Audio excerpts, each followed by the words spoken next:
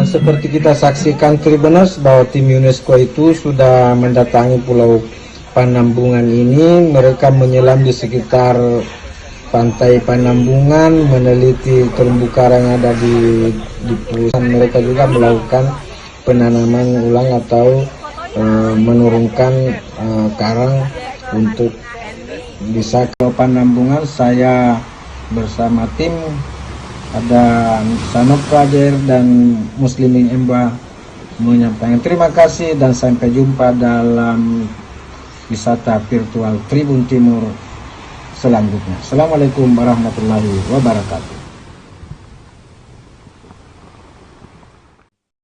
Kita menuju ke Sulawesi Barat, Tribuners, tepatnya di wilayah Mamuju.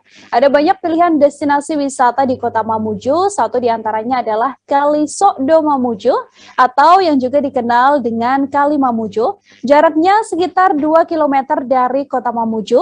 Tempat wisata ini pengunjung dapat menikmati air sungai yang mengalir dari pegunungan. Pengunjung juga akan dimanjakan pemandangan indah, hijau, dan juga udara yang begitu segar. Ada Habludin Hambali, wartawan Tribun Sulbar, Tribuners, yang akan menyuguhkan indahnya wisata Kali Mamuju untuk Anda. Halo Habludin, bagaimana keindahan wisata Kali Mamuju ini bisa diceritakan untuk Tribuners?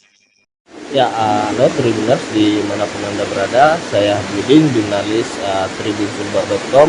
Saat ini saya berada di Kali Mamuju, salah satu tempat wisata di kota Mamuju yang merupakan ibu kota provinsi Sulawesi Barat.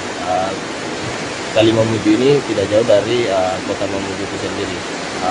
Seperti yang kita ketahui bahwa Kali Mamuju ini merupakan salah satu tempat wisata untuk dikunjungi masyarakat Mamuju maupun masyarakat yang berdatang di Mamuju. Dan seperti menghabiskan waktunya untuk berlibur, maupun itu masyarakat, anak muda, dan beberapa pejabat pemerintah maupun tokoh-tokoh masyarakat itu. Beberapa warga yang berkunjung ke Kali Mamuju menghabiskan waktunya di pada hari libur kerja itu sendiri. Dan Tribuners dapat